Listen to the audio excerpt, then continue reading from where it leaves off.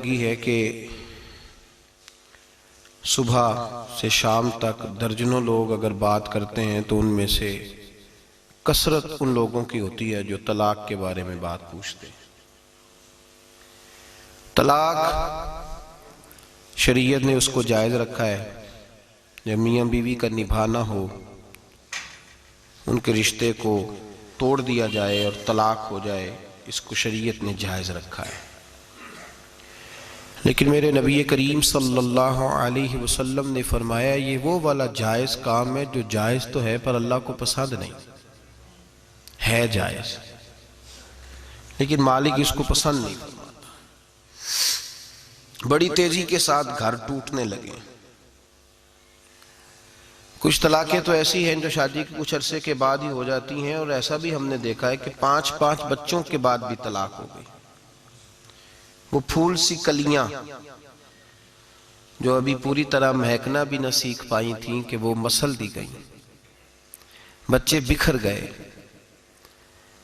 کوئی ماں کے ہوتے ہوئے بھی بغیر ماں کے زندگی گزار رہا ہے اور کوئی باپ کے ہوتے ہوئے بھی یتیموں جیسا وقت گزار رہا ہے۔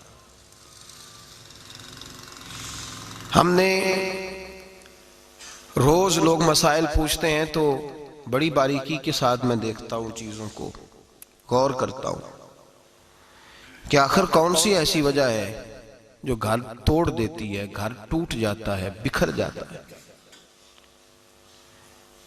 ہمارا رب ہم پہ سب سے زیادہ رحمت کرنے والا ہے، ہمارے نبی پاک صلی اللہ علیہ وسلم سب سے زیادہ اپنی امت کا خیال فرمانے والے ہیں۔ اللہ اور اس کے رسول صلی اللہ تعالی علیہ وسلم نے کسی چیز کو بنانے کی اہمیت تو بیان فرمائی ہے لیکن توڑنے کو پسند نہیں کیا۔ فرمایا لا يدخل الجنۃ قاطع، رشتے توڑنے والا اللہ اسے جنت میں داخل نہیں فرمائے گا۔ توڑا نہ کرو جوڑا کرو، توڑا نہ کرو جوڑا کرو۔ روز گھر ٹوٹتے ہیں، بکھرتے ہیں، اور تاریخ بتلاتی ہے کہ یہ ٹوٹے ہوئے گھر اتنی تکلیف کا باعث بنے کہ ان کے اثرات صرف 2 لوگوں تک نہیں رہے بلکہ کئی خاندانوں کو انہوں نے اپنی لپیٹ میں لیا۔ گھر کیوں ٹوٹتے ہیں؟ قرآن مجید فرقان حمید سورہ نساء کی آیت نمبر 19 اللہ فرماتے ہیں وَعَاشِرُوهُنَّ بِالْمَعْرُوفِ، عورتوں کے ساتھ بھلائی والا معاملہ کرو، معروف والا معاملہ کرو۔ فَإِن كَرِهْتُمُوهُنَّ، اور اگر تمہیں ان کی کوئی عادت ناپسند ہو، فَعَسَىٰ أَن تَكْرَهُوا شَيْئًا، ہو سکتا ہے کہ کوئی چیز تمہیں ناپسند ہو۔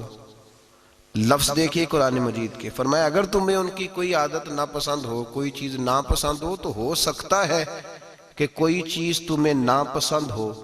وَيَجْعَلَ اللَّهُ فِيهِ خَيْرًا كَثِيرًا، اور اسی چیز کے اندر اللہ نے تمہارے لیے بہت زیادہ بھلائی رکھی ہوئی ہو۔ انداز دیکھیے سمجھانے کا، قرآن مجید نے اپنی معنوی تاثیر کے ساتھ چند جملوں کے اندر پوری زندگی کو سمو کے رکھ دیا۔ فرمایا فَعَسَىٰ، ہو سکتا ہے، کوئی ضروری تو نہیں نا کہ ان تکرہوا شیئا، کوئی چیز تمہیں مکروہ لگے، کراہت آئے۔ تکرہو کا معنی کراہت آنا، تم بڑا سخت ناپسند کرو۔ وَيَجْعَلَ اللَّهُ فِيهِ خَيْرًا كَثِيرًا، اور اس میں ہی اللہ نے تمہارے لیے صرف خیر نہیں کہا، خیرن کثیرا، اللہ نے کثیر خیر رکھی ہوئی ہو۔ نبی پاک علیہ السلام نے فرمایا بعض اوقات انسان کی بیوی کا سلوک اس کے حق میں بہتر نہیں ہوتا، لیکن اللہ پاک اسی بیوی سے اسے فرما بردار اولاد عطا فرما دیتا ہے، صالح اولاد عطا کر دیتا ہے۔ اب فرمایا معروف کے ساتھ اس کے ساتھ اچھا سلوک کرو، گھر کو ٹوٹنے سے بچاؤ۔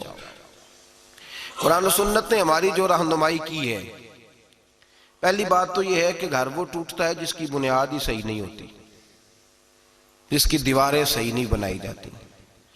جو صحیح ٹوٹتا، صحیح طریقے سے جس کی آپ نے اینٹیں اور بنیادیں صحیح نہیں رکھی ہوتی، وہ ٹوٹ جاتا ہے۔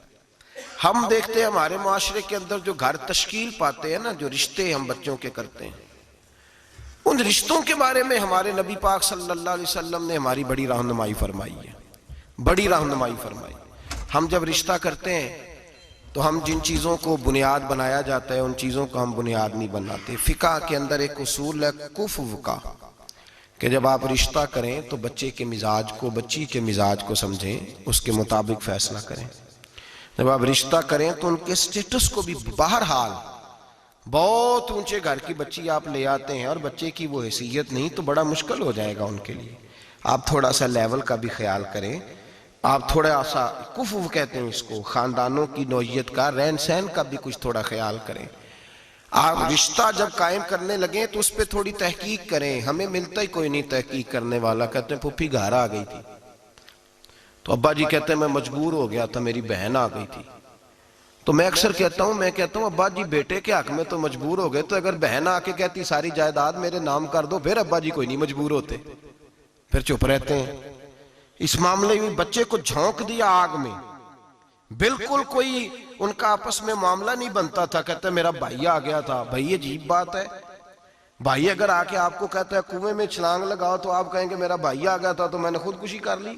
بھائی کے لیے تو لوگ اپنی مطلب کا پیار اخذ کر لیتے ہیں اور باقی چھوڑ دیتے ہیں۔ رشتوں کا جو میرے محبوب پاک علیہ الصلوۃ والسلام نے ہمیں انداز دیا، اس انداز کو ہمیں سمجھنا چاہیے۔ اگر آپ ناراض نہ ہو جائیں تو ویسے 95% رشتے دولت کی بنیاد پہ ہوتے ہیں۔ کتنے؟ ناراض تو نہیں ہو گئے آپ لوگ؟ کہتے ہیں نہیں ہمیں ضرورت تو نہیں، پر ظاہر ہے بچے نے آنا جانا ہے، اس کے دوست بھی آئیں گے، گھر ان کا اچھا ہی ہو تو بہتر ہے، اچھا ہی ہو تو بہتر ہے، ہمیں ویسے کوئی ضرورت نہیں۔ مجھے تھوڑا سا پالا پڑا، 2-4 محبت والے دوست ہیں رشتے کرنے کرانے والے، تو کسی مقصد کے تحت ان سے بات چیت ہوتی رہی تو میں نے ان سے تھوڑی تفصیلات پوچھی کہ لوگ کس طرح سے آپ کو کیا پیغام دے کے بھیجتے ہیں۔ تو انہوں نے کہا جی لڑکے والے یہ کہتے ہیں کہ ذرا خیال رکھنا ہمارے سٹیٹس کے مطابق ہو، تھوڑا اونچا بھی ہو تو چل جائے گا، خیر ہے، پہلا لفظ یہ ادا کرتے ہیں۔ اور لڑکی والے ہمیں کہہ کے بھیجتے ہیں، کہتے ہیں ذرا خیال رکھنا، ہم نے گاڑی بھی دینی ہے، ہم نے گاڑی بھی دینی ہے، اس کا بھی خیال رکھنا۔ یہ ذرا اشارتاً کنایتاً بات چھوڑ دینا گھر کے اندر لڑکے کے گھر میں کہ گاڑی دینی ہے ہم نے۔ ایک بڑی تصوراتی سی سادی سی بات ہے، اس کو سمجھ لیں، آپ سمجھ لیں۔ مجھے اگر کسی سے پتہ چل جائے کہ فلاں آدمی میری جیب پہ نظر رکھتا ہے تو میرا اس کے ساتھ خلوص کا رشتہ رہے گا۔ مجھے پتہ چل گیا اس کی نظر میری جیب پہ ہے، ذات پہ نہیں۔ جس عورت سے آپ نکاح کرنے جا رہے ہیں اگر آپ کی توجہ ہی اس کی دولت پہ ہے تو آپ کون سا اس کو ایسا فارمولہ دیں گے جس سے وہ اپنے ذہن سے یہ بات نکال پائے کہ انہوں نے شادی میری ذات سے نہیں کی، میری جیب سے کیا؟ وہ کیسے نکال پائے گی؟ ساری زندگی نہیں نکلتی، ساری زندگی۔ اور مولانا جلال الدین رومی نے سخت جملہ کہا ہے پر ہے بڑا قیمتی، وہ فرماتے ہیں جب تو نے کتے کو اپنے پیچھے لگایا یہ ہڈی ڈال کے ہے تو اب تو کیسے کہتا ہے کہ میں ہڈی نہ ڈالوں اور میرے پیچھے رہے؟ اب تو روز ڈالنی پڑے گی۔ ابا جی کہتے ہیں بڑا داماد اور جوائی بڑا لالچی ہے، روز مطالبے کرتا ہے، تو صاحب آپ نے پہلے دن ہی گاڑی کا پیغام بھیجا تھا تو کیوں بھیجا تھا؟ کس نے کہا تھا؟ کیوں آپ نے ایسا کیا؟ آپ نے ان دو جوانوں کو، ان دو جو ہے وہ خوبصورت لوگوں کو جن کی ابھی زندگی کی کوئی بہار نہیں دیکھی تھی، آپ نے ان کا رشتہ دولت کے ساتھ جوڑ دیا۔ آپ نے لڑکے کی شادی کر دی فرنیچر کے ساتھ، گاڑی کے ساتھ۔ کیا آپ نے اپنے بچے کا اتنا سا صرف آپ نے مول ڈالا اس قابل ہے میرا یہ پھول سا چاند سا بیٹا؟ پھر آگے بڑھئے۔ اور یہاں اگر یہ معاملہ ہے تو وہاں بھی معاملہ اس سے مختلف نہیں ہوتا۔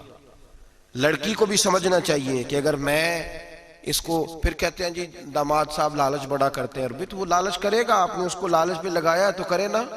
کیوں لگایا آپ نے؟ کس نے کہا تھا آپ کو لالچ پہ لگائیں؟